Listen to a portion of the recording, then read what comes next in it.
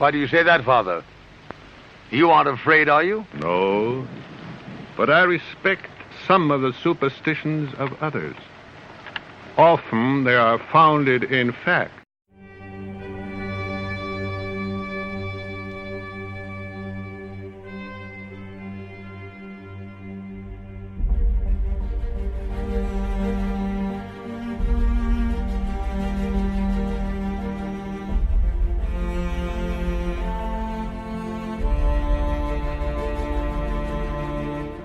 This is your time. This is your call to arms. For the Cryptid Connection is your voice. I'm your host, Jennifer. And I'm your host, Stephen.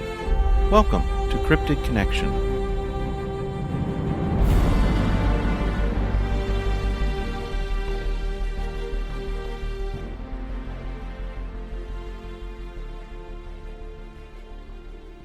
The Cryptid Connection podcast is brought to you by CryptidConnection.com, a website dedicated to you, one who has interest in all things cryptid and paranormal. CC is a place where you can enjoy a hassle-free lifestyle and community of Bigfoot pursuit. All our podcast guests are members of the website. Stop by via the internet and visit. Guarantee you will start to feel at home.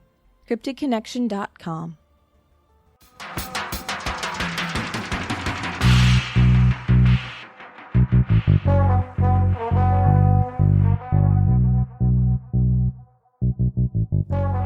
Hi, everybody.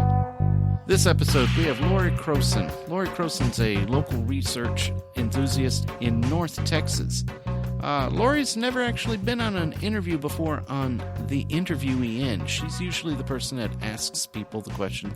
So we're actually really honored that she's come out and willing to be on our show. We are in for a treat tonight. Lori, how are you doing? It's a good day.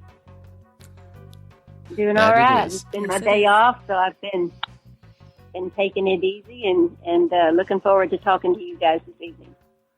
Well, I hope you haven't been stressing out too much about it or anything, because we're not exactly a big deal. All right, Lori, for those people who might be listening who are not familiar with you, which actually might be more than we think, because we get a larger audience than we think at times. Could you do us a little favor and just give kind of a brief rundown on who you are and, what makes Lori tick? Introduce yourself. Yeah.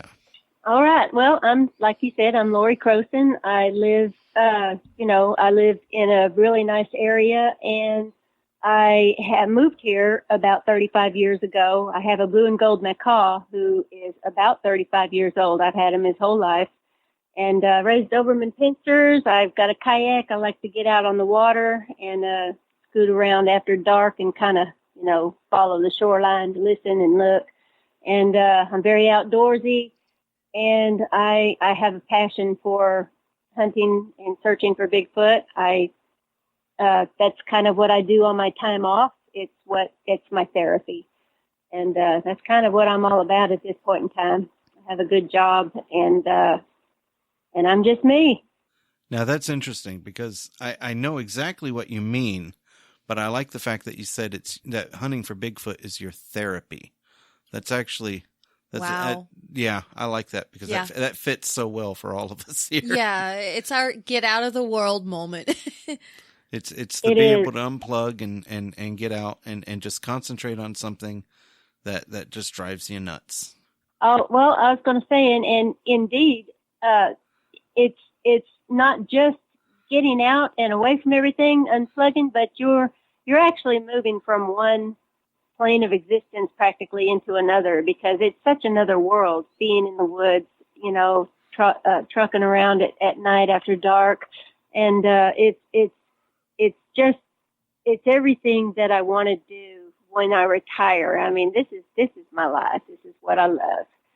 And to get, you get away from other humanoids, that's always a good thing, or at least sometimes.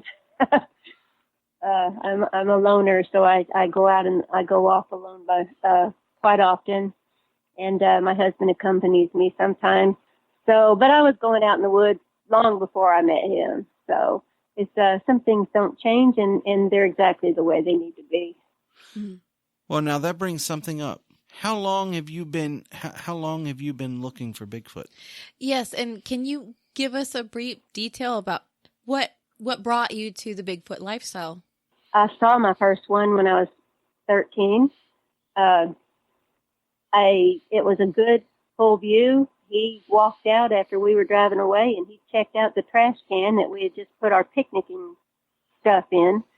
And my brother and I said, "Oh, did you see that?" at the same time. And it was a very profound experience that I kind of changed me. And I've been fascinated with this creature ever since. I love him, and I'm not the one who's out there trying to get the specimen. I'm the one who wants to prove the existence with that perfect video, that perfect picture, which I have not been able to get, along with most people, I think. I'm the one who wants to prove his existence so that we can protect him. And that's what I'm about. I think that he is a peaceful creature, and I think, I think he understands that when you're in the woods. I think that he knows if you're a threat to him or not. And it is my belief that Bigfoot digs chicks. I think sometimes women have better success than men do, although sometimes we just have different techniques. Everybody is different. Me, I go out by myself usually, and it works for me.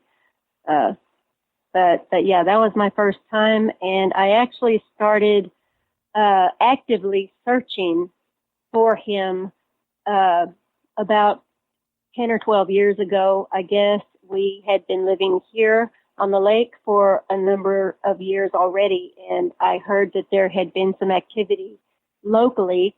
I live close to a wildlife refuge, and I don't think they live there, but it seems they pass through from time to time. So I just started looking and listening and getting out there, and it's all I do ever since. Now, I have a question, and really it's just a clarification, because I've heard you say search for him, but then you also threw in search for them in plural. I just want to clarify.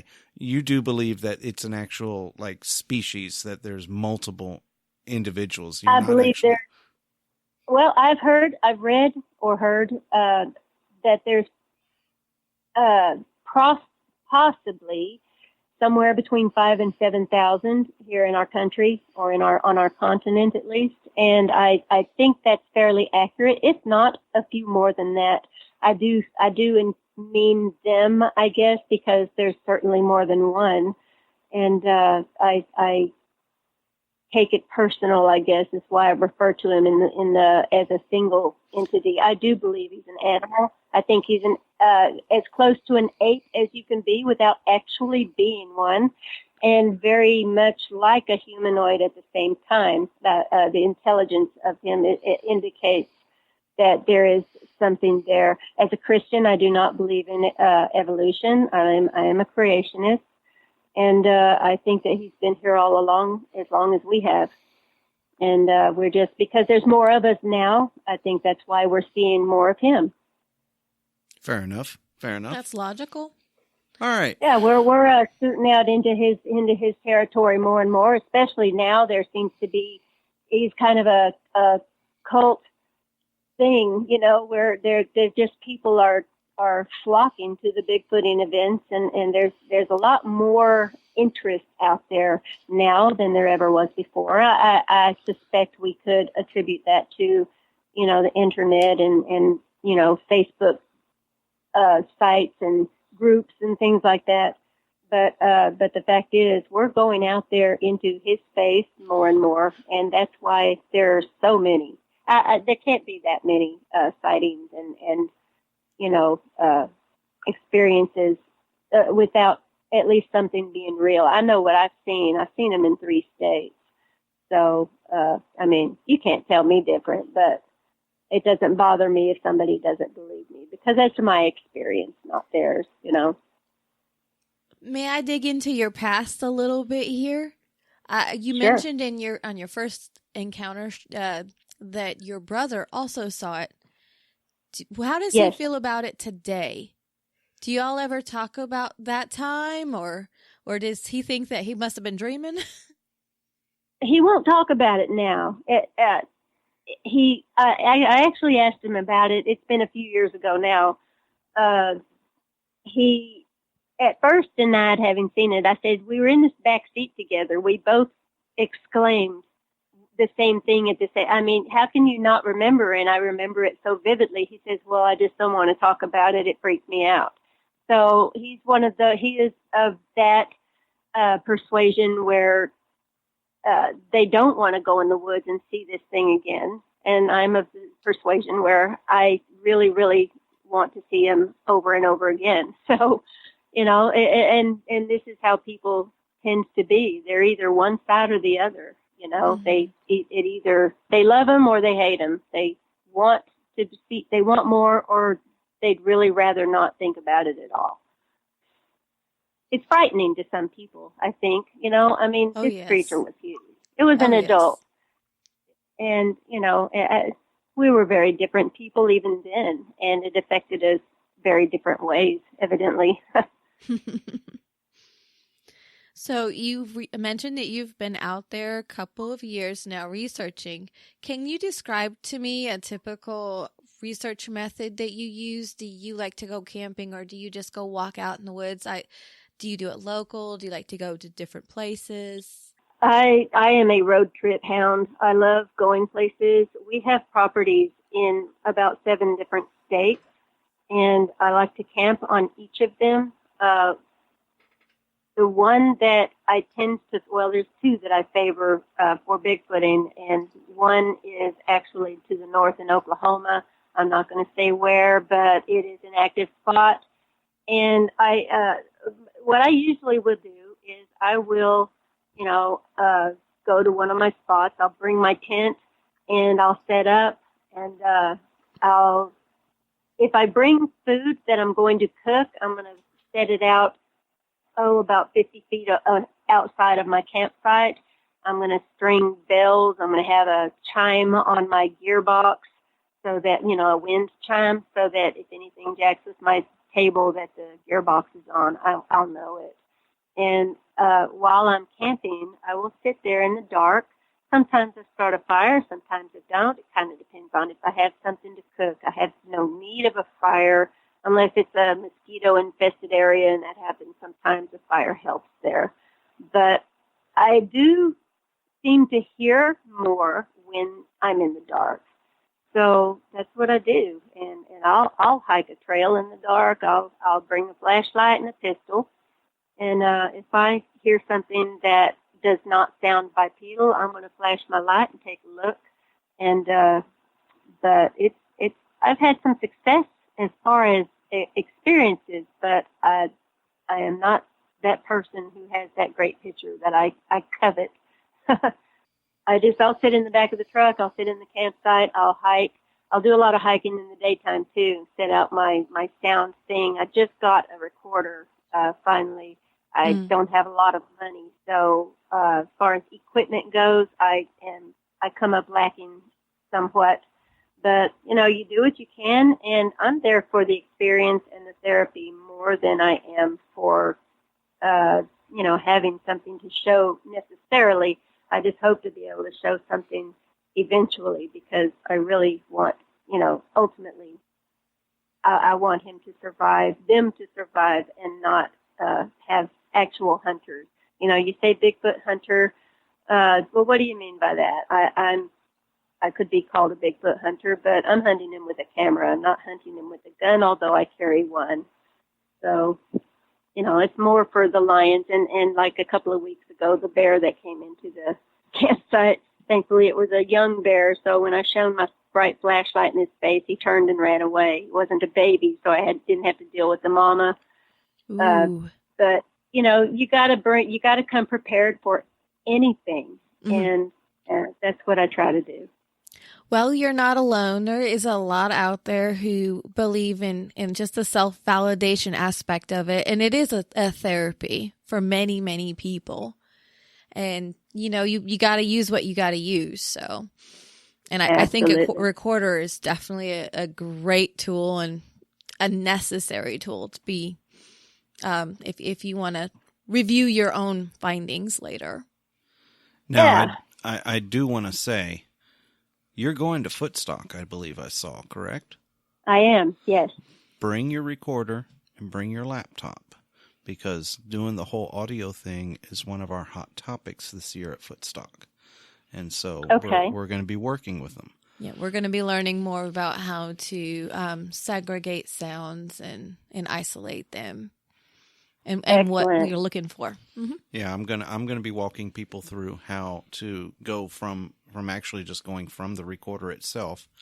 Because if you'll remember, we had another female researcher, well-known researcher last year, who was talking about she was having problems getting her recording off of her recorder and onto the computer. And so this year, one of the things we're doing is we're trying to address that. And so we're going to be walking all the way from here's the recording to here's the computer, then how to split the recording up until it's at a manageable size so you can actually go through it and not wait 20 minutes for your computer to open the file and everything. Because you open up those 8-hour or 18-hour or larger audio files, and they can be horrendously long on your computer. And I've noticed a lot of people. I'm sorry, I'm sitting here. I'm rambling. I'm going off of the interview here because I'm talking. But anyway, look forward to that segment of the private invitee event that we will be going to, known as Footstock. I certainly will. Yes, that is something that I need to learn about, because I'm kind of a dinosaur. I do well to get on Facebook, and I've gotten good at that, but I'm not good at anything else with my computer. I'm still not sure I know how to do Facebook. Don't feel bad. I'm kind of schooling him a little bit here and there on how to do stuff on Facebook. But then again, he schools me on other computer stuff. So we're all at our own level. Isn't that the truth? Indeed. Tell me, Lori, I'm really fascinated by you. Because I know you do mostly operate alone. Yeah. I know that, like you mentioned a few minutes ago about the bear. You had that little incident.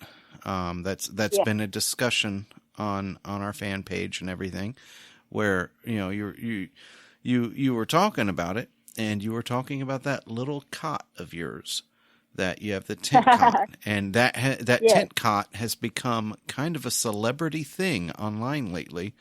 You've made it very, very popular. Everybody in the world is looking at it. Oh, I was about to say, everyone in the world wants one. I'm finding it fascinating because you're going in, my impression is, you're going in very light. You've got your truck, you throw your stuff in, but you've got your cot. You have your dog with you, am I correct? Generally speaking, I do. I take her probably 95% of the time. Okay. When I'm by myself. And then you're just taking some food. You don't carry a lot of equipment other than maybe your recorder and if I'm understanding it correctly, you're in your camera, and then you have a pistol for protection, I'm assuming. Because I know you did mention you carried a firearm. A couple of them. There you go. But other than that, you're very light. And I am envious, because usually when I go, I bought a trailer to carry it all in. He is an equipment junkie. My husband here loves his equipment. All right, I admit, I've gotten old. I don't like camping on the ground anymore. You like comfort, I understand. Oh, yes. In fact, that was the one thing that I was concerned with about your cot, was because I was sitting there going, it's a tent cot. And then I thought about it, and I was like, that's such a great idea. But then I thought about it, and I was like, I don't know if I could sit up in it. Yeah, I can sit up, and I don't know how tall you are. I'm 5'8". When I you sit and I up, are about I've the got same. I'm 5'7". I've got an easy 4 or 5 inches above my head. Oh, and when I'm laying down in it, I got probably 5 inches past my head and beyond my feet in length. Oh, perfect. And it's more comfortable than you think. I mean, it's way more comfortable than I expected. I bought those rolled up pads, to put in there, and you don't really need them, but I use them because I have them, not because I need them necessarily. A little more comfort is always a good thing. Yep. See, let's go back a little bit to 2016. late 15, 16. And I was still camping on a pad on the ground in a sleeping bag like a schmuck. And then come around 2017, I was down in Sam with one of my friends. And he had this big tent, and he had a couple of cots. And usually his girlfriend would come out with him at this time. And for this particular reason, she didn't come out. And so he had an extra cot that was free and clear. And so he offered it to me one night. And I've never been not in a cot since. Yeah, he's never gone back. The angels came out and sang one of those hallelujah moments to him that night. What got me was being able to sit up on the side and put my feet on the ground, just like I would sit in a bed, and be able to put my shoes on. Because that was what I always hated doing, was lying down and putting my boots on while I was kind of quasi lying down on the ground, and everything. And I was like, this is so nice. It's funny how you change when you get older, and all of a sudden, boom, you're just like, my pride no longer matters. I'm going to do this because it's smart. I'm still fighting it. I'm still fighting it, brother.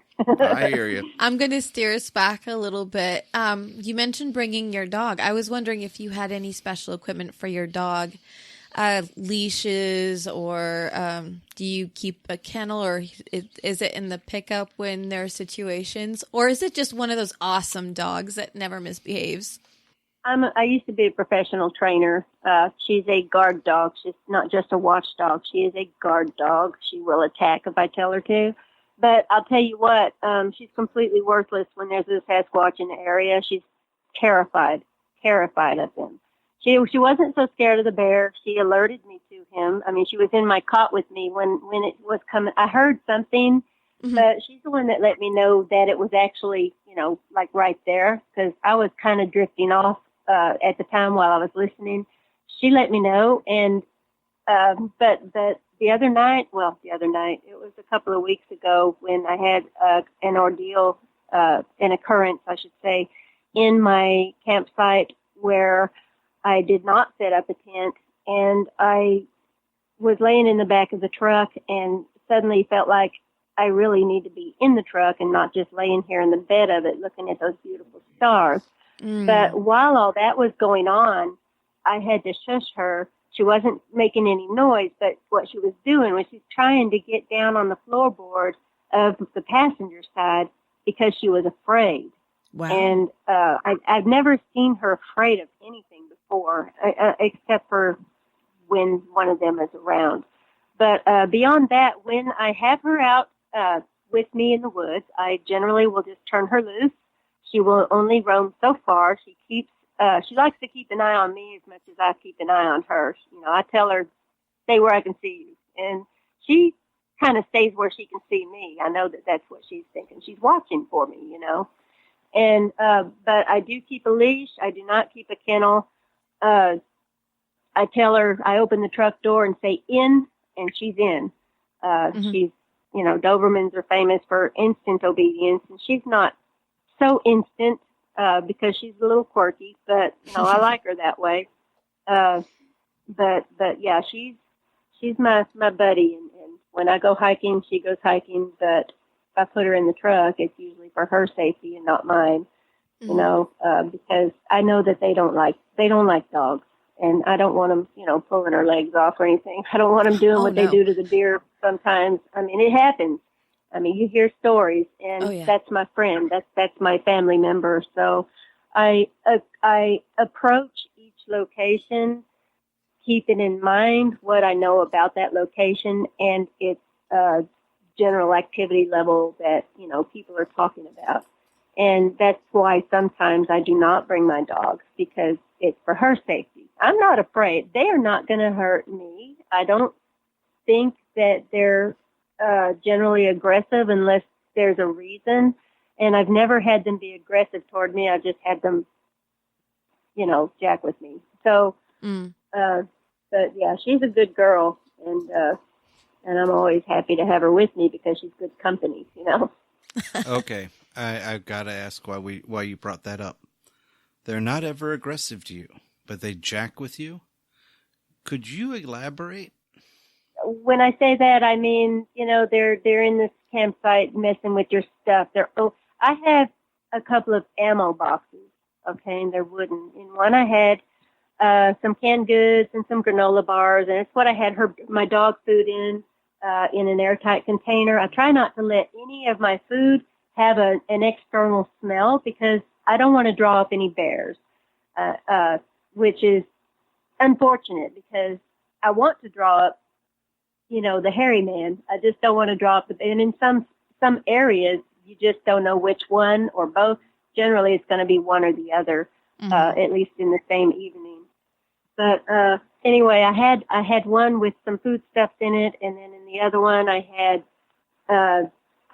just general gear, and they're wooden ammo boxes. They're kind of about 3 feet long, and they're if you've seen them before, I'm sure. And they got this metal latch on the front of it where you have to turn the deal, pull the latch up, and then flip it up to open the top of the box. Well, I always close them. I keep them closed unless I'm actively in them at any given time. But that time a couple of weeks ago when I was recording, whispering, hoping that they would make their sound while I had my camera recording, I could hear that clicking of the metallic, and in the morning I saw that they had actually unlocked one of them had unlocked one of my ammo boxes. Ooh. And I did not hear the thump. The sound of, a wooden box kind of dropping. If it get dropped, the sound it would make as it slammed shut, or even if it got shut gently. I didn't hear any of that.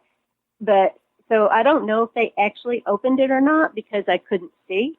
But they unlocked it, and that kind of it freaked me out. I imagine they have big fingers, and that's kind of a little latch, and the dexterity it would take. It's hard for me to get it done sometimes, and they did it. So I thought that was really very interesting, and my respect for them is forever increasing as I learn more about them. Now I got a question. Do you use anything night vision wise?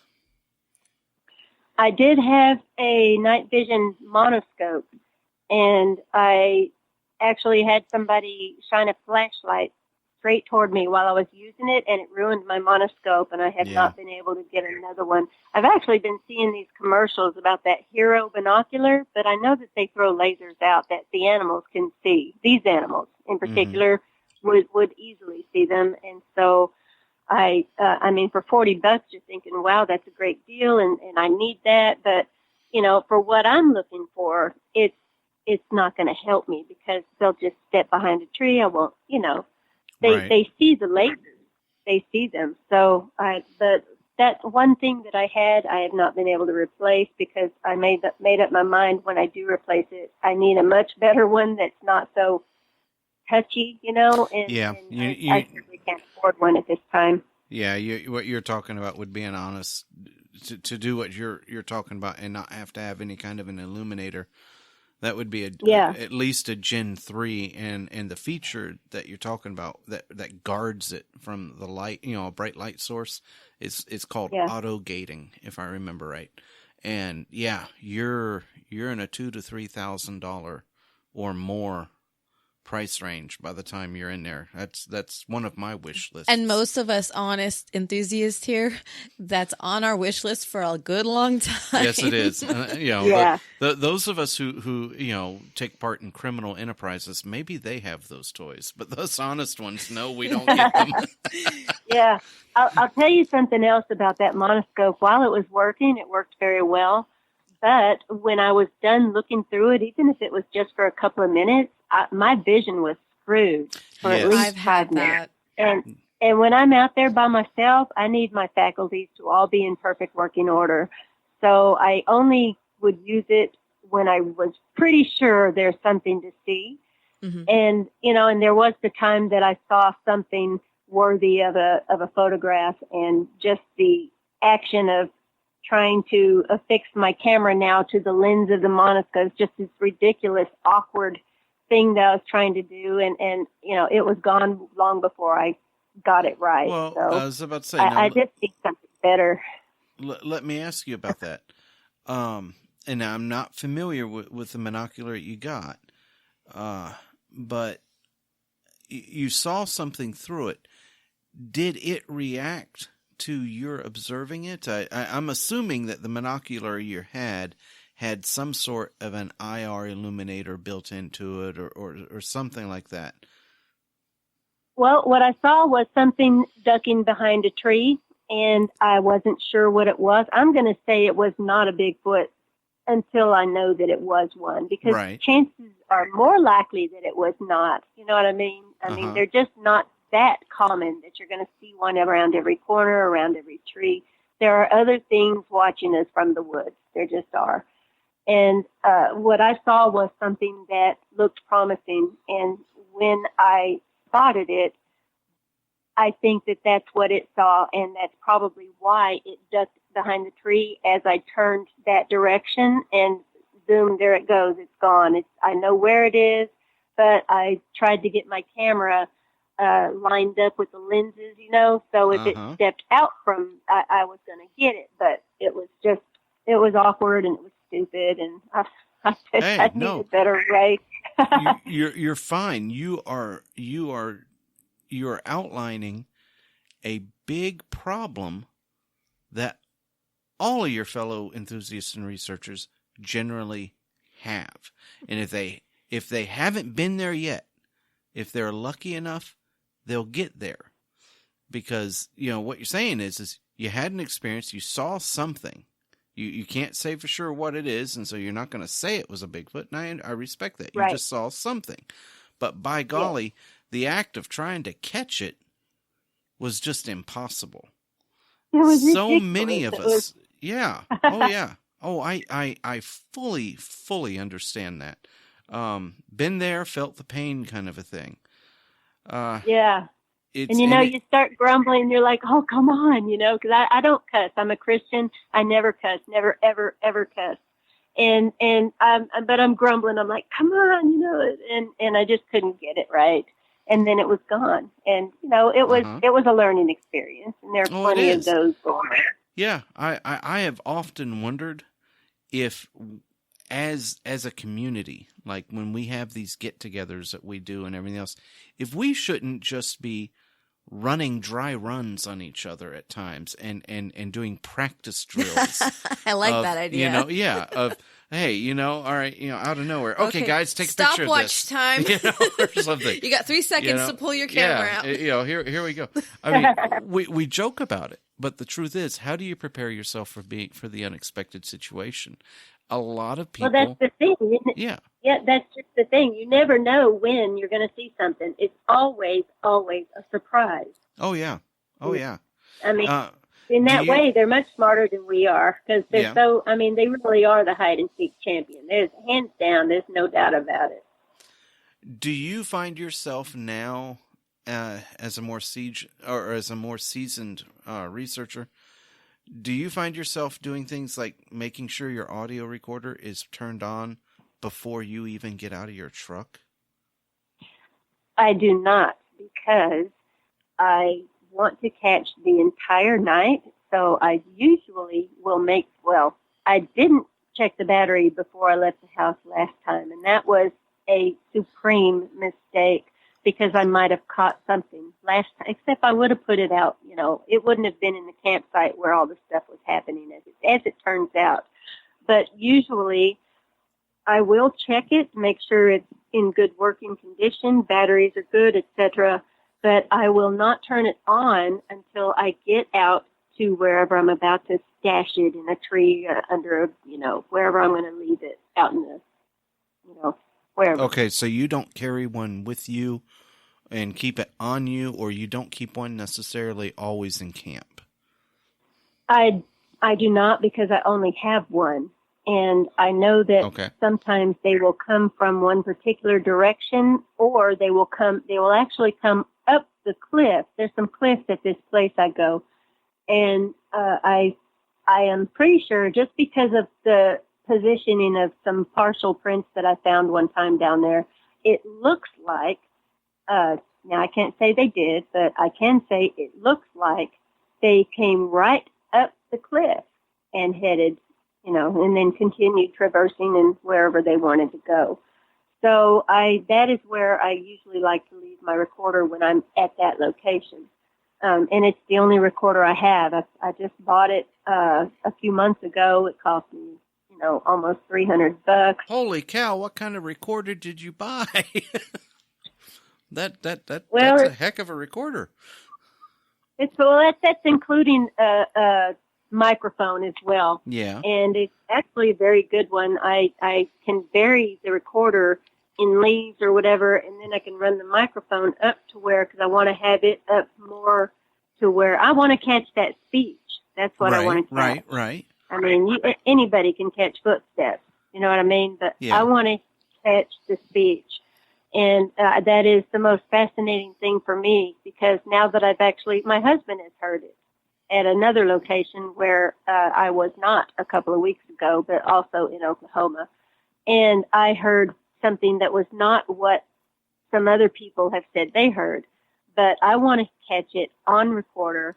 And so I put it up high enough where I think a feller who stands 7 or 8 feet tall, this is going to be pretty close to his head and mouth level, so that it'll be more likely to catch it if he decides to say anything to whomever he may be. Whatever, hairy man, hairy woman, whoever he's talking to, right. I want to catch it.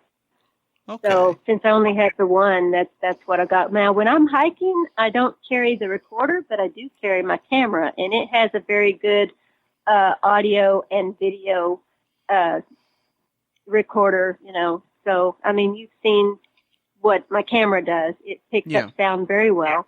Yes, it does. So it didn't pick up what was going on outside the truck, but I was kind of in a vacuum, with the windows just barely cracked, and right. And that was an exceptional experience. It was different than anything else I've experienced thus far. So that made it the one that I'm going to roll over and over again in my head and see what I could have done differently. How am I going to do it differently next time? What's different? What can I fix? This is, everything is a learning experience. Exactly. Learn from it and try to not replicate the mistake next time. Yeah, I'm going to check those stinking batteries next time, I guarantee you. Because they were dead in my recorder when I got there that time, and I was, oh my gosh. But again, it was just one of those things.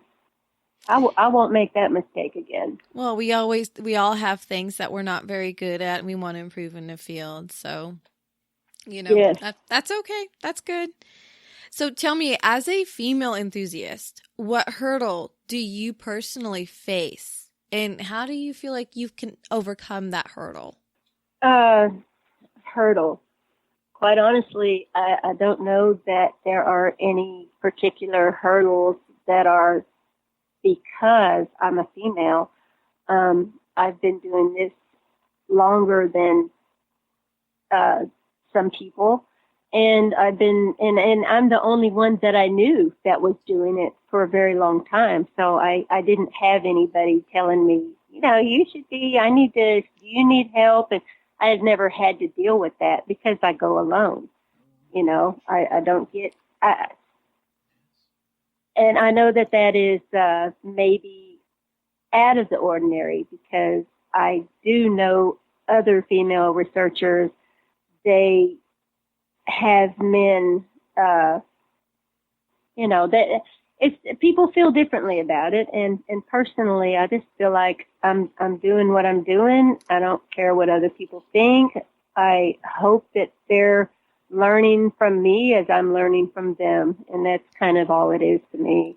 Well, I was always going to say that in my experience, my hurdle would be the men folk around me.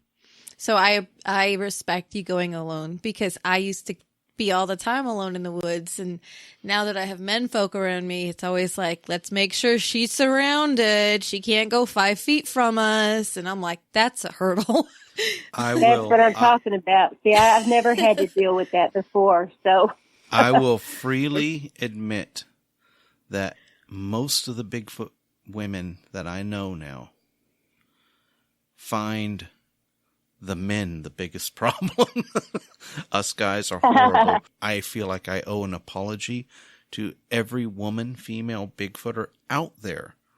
Because you should, brother. You should apologize. I am apologizing. And not only am I apologizing for me, I'm going to go so far as to apologize for my gender. Seriously. I just, because, Jen really took me aside one day. And she was like, why do we always, when I'm with you, tend to stay in camp? And actually, that wasn't necessarily my fault. That was actually more the doing of the person we were going out with at the time. But I never cued in really on the pattern. And so I apologized. I tried it. We try to go out now. And now I'm trying to kick her out of the house and get her to go out on her own a lot more. And, she doesn't want to necessarily go out by herself though, but she's wanting to do a female to female thing. And I think our community in general probably needs that kind of a thing a lot more. And I think kudos to you. First off, I apologize if you answered this already and I missed it. How long have you been doing this? Actively hitting the woods. Yeah. Searching for the hairy man in particular, as opposed to just going for a hike. I'm going to say easily 10, 12 years. Okay. But I always have him in the back of my mind ever since that first time. And I've always been an outdoorsy, let's go hiking in the wilderness kind of girl. I didn't actively, I wasn't there trying to find him. I was just there and keeping my eyes open, keeping my ears open, right. Always on the lookout without really saying that's what I'm doing, because I just love hiking in the woods. I love going there. I like sitting under the trees, but this has been a real thing for me for about 12 years, I guess. Okay. And then before that, you were in the woods having your fun. Anyways, just, Bigfoot wasn't your primary focus. And so. Right. I knew what I had seen, Right. But I didn't know there were so many other people doing it. I mean, the more when I got on Facebook and I saw that there were actually groups, there were other people who were doing what I was doing, I thought, well, this is fabulous. And then I got to where I'm kind of set in my ways. I don't know that I want to go out with a group anyway. I'm comfortable with the way I do it. And you've heard me say it before, and I know others have heard it. I'll say it again. Bigfoot digs chicks. And I really think that he feels less threatened. They feel less threatened when there's females in the woods. And it's important not to be afraid of him because, animals, even people can sense fear. Yeah, they can sense the and fear. How much more can an animal of that intellect, and this is an extreme intellect we're talking about. That's an intelligent creature. How much more would they, maybe be affected by the fear that they sense in me or in you? It would affect their presence. It would affect the way they react to my presence. So it's important to take you a deep breath and decide before you go to the woods whether something is going to scare you or not. And if it will, then don't go, and then try again tomorrow. But you got to go into the woods without fear. And fear doesn't, it's I was not created for fear anyway. Love, power, and a sound mind. I know you've heard that scripture. I believe it. I apply that to myself on purpose because fear sucks. It does. And I think that it's not to mention the fact that it takes away from your experience. You're listening, what was that? Oh, no. Instead of, what was that? All right. It makes all the difference. It affects everything. So be fearless. That's my point. This woman is awesome. Well, she makes good sense. I try to be fearless, but we all get caught up in that trap of what if. And I'm a big what if for Ask Steven. Yes. Yeah. She does. I really need to work on that one. Well, we won't talk about a certain snake that jumped on your leg, will we? Oh, no. It wasn't a snake, but it sure felt like one in the dark. Oh, we all have those moments, though. All right. Well, that's what I'm saying. It's as humans, this is a natural thing that we have to combat from time to time. Oh yeah. So you just got to get hold of it before you go in the woods. That's all I'm saying. All right, Lori. And you'll have a better time of it. Lori. Yes. Got a question for you, and we're going to start. We're going to start going into the second half of the interview here. And so we've got some generic questions we usually tend to ask everyone. And so I'm going to ask the first one. And this is one of those moments where you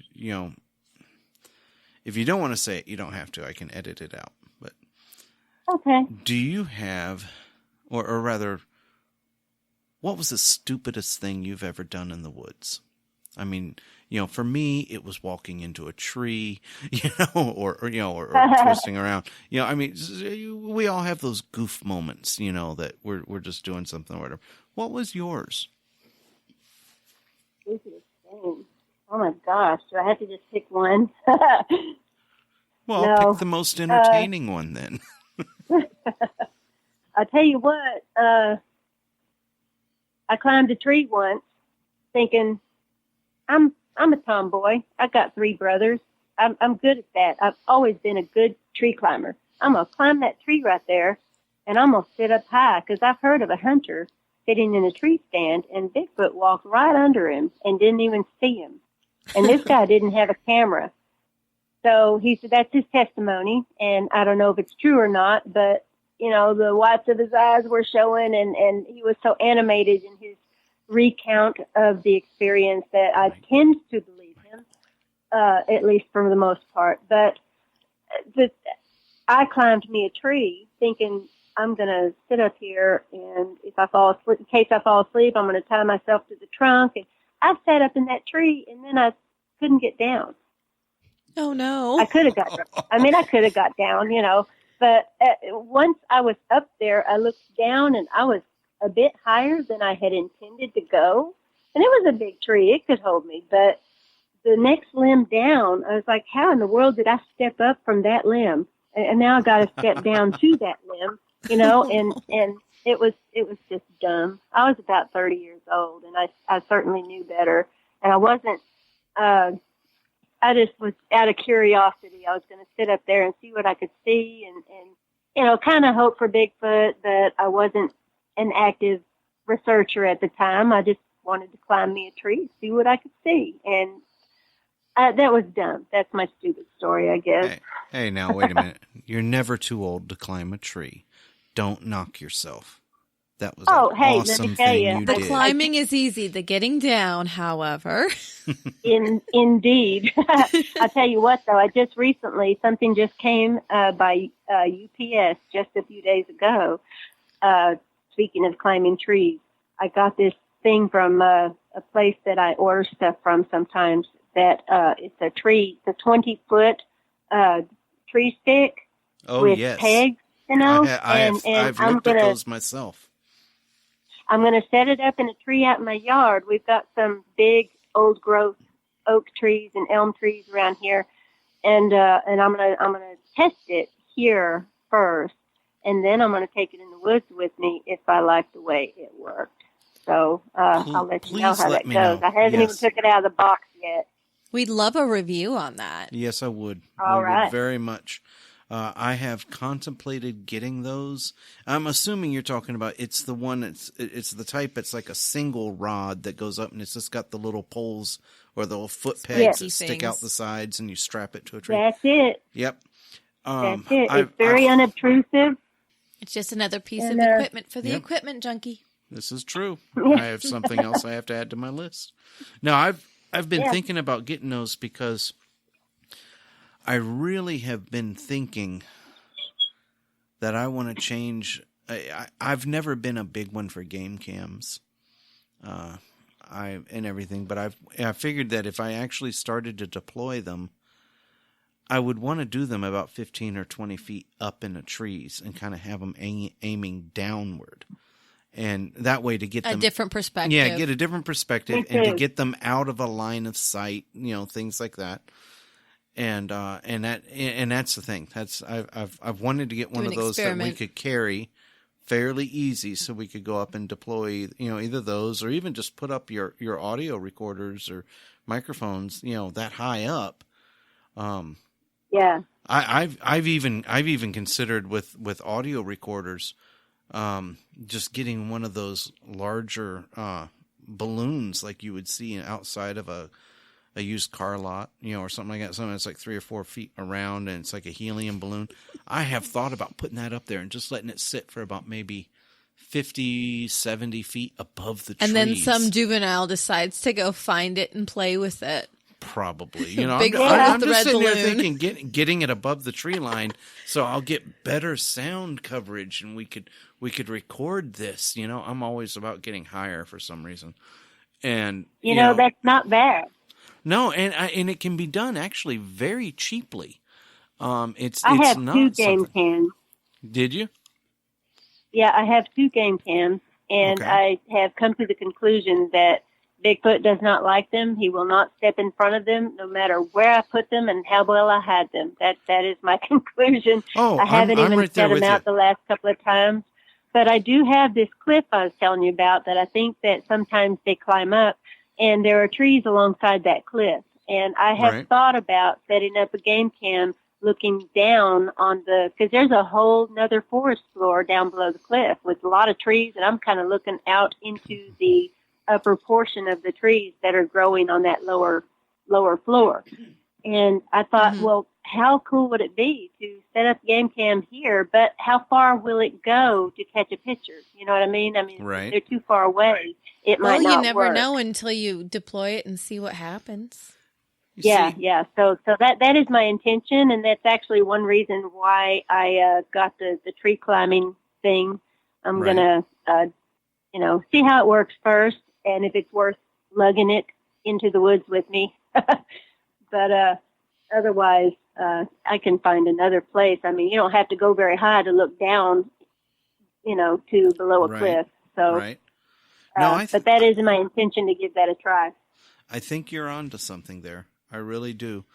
I've been having for the last couple of months, well, I'd say about the last year, kind of a going theory that the animals are actually much more sensitive to the IR light that those game cams will throw out. I think they can see it. And I think that's one reason why they avoid them so well is because, well, they see them go off, they see them flash or whatever, and they see this thing. And I think one reason why they get, my theory is one reason they avoid the cameras is because their body mass is so large that they're triggering the camera at a much greater distance than, say, a deer would, or an elk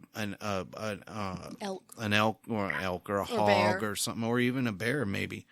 But anyway, they get, they trigger it farther out. And so first off, most of the time I'm thinking they're maybe just outside of the camera range or the flash range, but they see other animals trigger it and they see this huge flash going on. Yeah. And so if you're aiming that camera down on that cliff, you're limiting the range of the camera. And so unless something's walking essentially under that camera, it's not going to go off. And so I think you would have a better chance at actually ambushing something with the camera and catching it in that scenario. I really do think you're onto something there. I think that's a very smart idea. Thank you, because I do think that they come up the cliff. It's one that I could climb down if I felt like it. Right. It's not like a sheer cliff. It's a bumpy, rocky. You can climb down there, and now you're 15, 20 feet below where you were a few minutes ago. But if I can do it, he certainly can, and much better. So I thought that would be a good place to do that, and I shall. I think you're in a you. Great idea. Yeah, no, seriously. You're definitely using the noggin in that one. Let's lighten things up a little bit. The quick cryptid connection query quiz. Let's see what I've got here. Let's go ahead and start the quiz. So, yay if you believe in it or heard of it. Nay if you do not believe in it. Say what if you don't know what I'm talking about. Okay. Phoenix. Yay. Ma'am Lambo. Say what? Bunyip. Say what? Sirikawa. That sounds familiar. I'm going to say yay. Enfield Horror. Say that again. Enfield Horror. No. Michigan Dogman. No. Jackalope. No.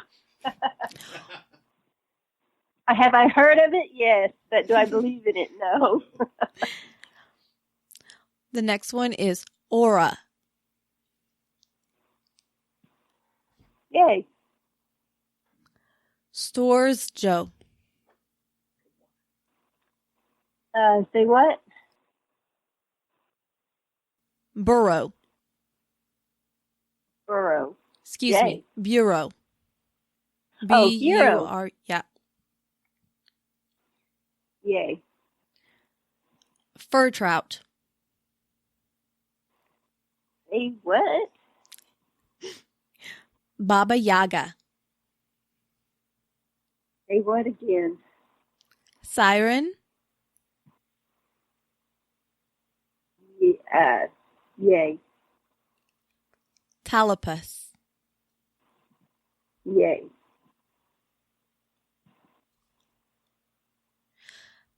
All right. So that concludes the quiz. Do you have any idea where the 2 Easter eggs were? I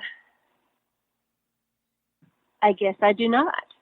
Okay, the Sirikawa, you said that sounded familiar. That actually translates into the turkey eater. It's a northern Mexico term for Bigfoot. Oh, okay. Okay. Yep. And the aura. I got that. Exactly. Yes, this is the fun part of it. The aura was your former cryptid. It is called the aura in its country of origin. It's also known as the Komodo dragon. Yes. I got a little tricky there. I'm sorry. I kind of fooled you. She does this to every guest. Don't feel bad. She does it to every guest. I'll try not to take it personal. There you go. No, but you did say that sounded familiar as well, so I'll give you that one. You did good. Okay. Thank you. All righty. You mentioned that you primarily have 2 different areas that you work when you go out. Am I correct? I'm not asking you to elaborate where they are. I have more than 2 areas where I go. I have 2 favorite areas. Okay. All righty.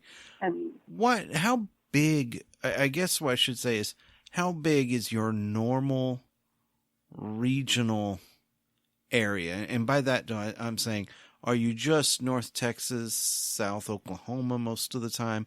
Or do you find yourself going to Mississippi, Kansas, how big of a region do you usually work? I'm a traveler. I go to Arkansas. I once went to Mississippi, and because I saw on Finding Bigfoot episode a particular spot where it was supposedly a hot spot, so I drove out there and I hit those woods, and I didn't get the guaranteed activity that the woman said that you would get, but it was a good time anyway. But I also go to Colorado, and I go to Arizona. I go to New Mexico. I've never Bigfooted in New Mexico, but there was one time I was on my way back from Arizona, and we pulled into, my husband was with me, and we pulled into a rest area. It was a very dark and lonely place on the side of a mountain road, and we actually heard a whoop. As soon as we shut the vehicle off and rolled the windows down, there was a whoop. And Mike said, we should go. You should get out there. And I was like, yeah. And I was so tired that I didn't. And now I've kicked myself several times. And we know where that area is, though. And we actually intend to go back at some point. But it was a very nice whoop. And Oklahoma and Texas, not just North Texas, but I love the San Houston National Forest, and I'd like to go to the Big Thicket. I have not been there yet. But I like to travel, and I'll hit places as I go. And, you know, I've seen Bigfoot in 3 different states and had an experience in a 4th state. So I know that he is rampant on our continent. And I think that, you know, the opportunities are out there, and so I try to take them as I'm able. Fair enough. What I can see. Fair enough. We've got one final question. This is kind of a reveal your personality type question, I'd like to think. Okay. And this is the one we always close with. And so, Lori, not necessarily now, but historically throughout your life, okay? What monster has been under your bed? Or in your closet? I mean, we all have that kind of a fear. What the one that frightened me when I was little, and there's a story there, and it's actually it was a very real thing for me, and I can be a little transparent about it now because it was a long time ago. But I was a tormented child because I thought Mothman was in my room. Oh no! He called himself. There were other things too. I am not an alien person. I know that there's UFOs. That's just something unidentified. So, you know, it's safe to say I believe in UFOs. I don't necessarily believe in aliens, but as far as things that people have seen, and there are documented stories about them, that is something I did not know what it was until decades later when I saw the Mothman prophecies. Really? And it looked just like what I saw back then. Now that is interesting. Yes. So you had no idea, no concept of Mothman or I was 6 a years Mothman old. type. I did not. Yeah. So, wow. And it was frightening. That's truly a monster. I called him Mr. Warren Black. Warren not Warren, Black? not Warren, like W-A-R-R-E-N. Warren, like W-A-R-N, because I always felt like I always felt an impending doom whenever he was present, and I would feel his presence before I saw this. It was a shadow mostly because my room was dark, you know, and you know, my mom, my brothers, they didn't believe. I'd come running out of my room screaming at my full head off, but it was tormenting as a child. I'm so sorry. And it was, I married Mike Crowson 19 years ago, and we saw the movie, Mothman Prophecies, together, and I had told him the stories from when I was a child. I described them to him. And when I saw this thing in the movie, I looked at him, he said, Warren Black, because he recognized what I had described as that's him.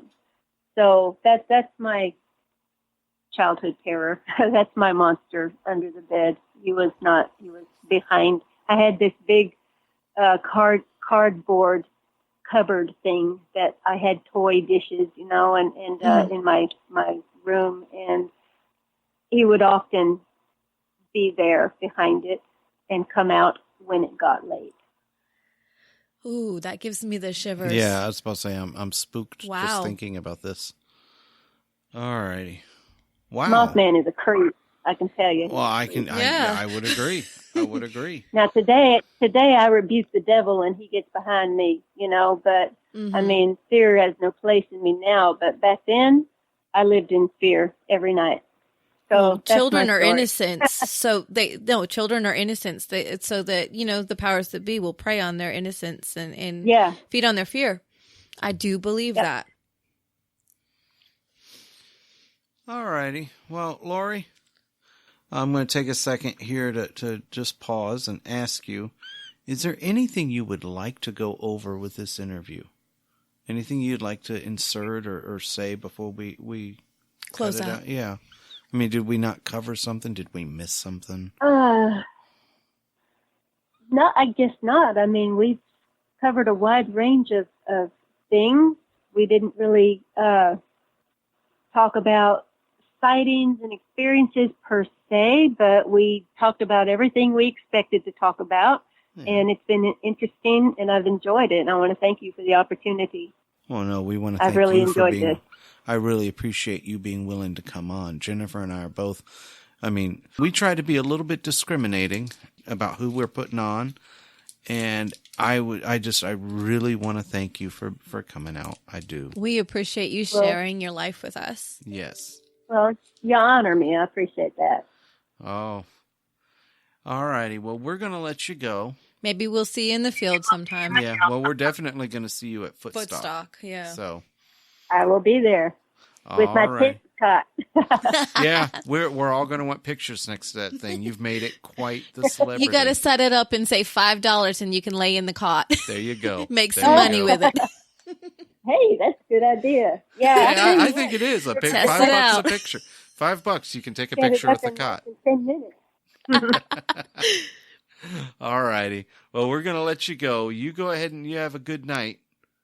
You have a wonderful evening as well. Thank you very much. All right, Lori. You're welcome. Thank you. Bye-bye. Bye. Guests of Cryptid Connection are all members of the Cryptid Connection website. Join the community, a safe, secure, and private place for all your paranormal and cryptid pursuits. Every cowboy, he always misses when he's aiming at the target in his head. And every broken man finds his idle hands grasping at tomorrow's promised land.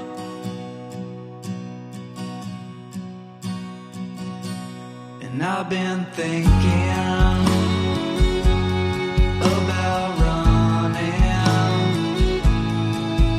and I'll get out on the town just for myself.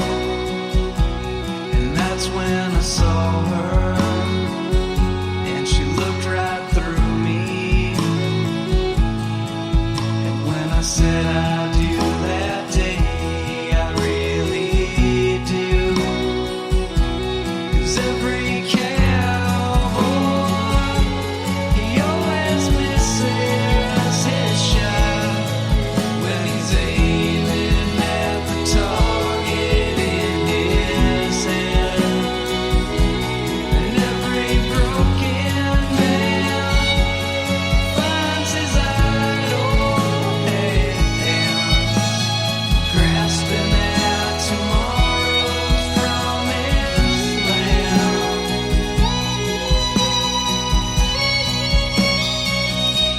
And I've been thinking about riding, and when I get the first draft back with no red ink, but I've been thinking to do my best work. Yeah, I've gotta leave this town to find my way. And when that plane touched down on that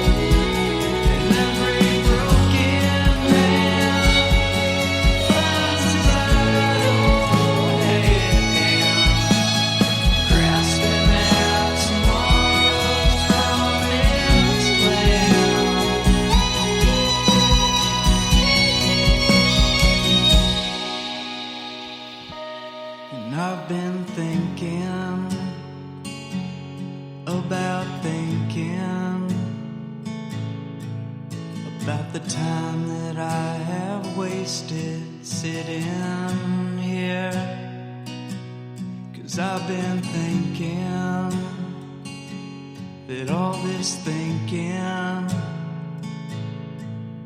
is the thing that keeps me further from myself.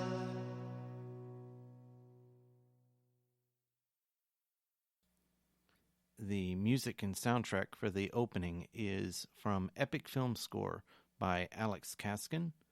The closing credits are Every Cowboy by Cellophane Sam.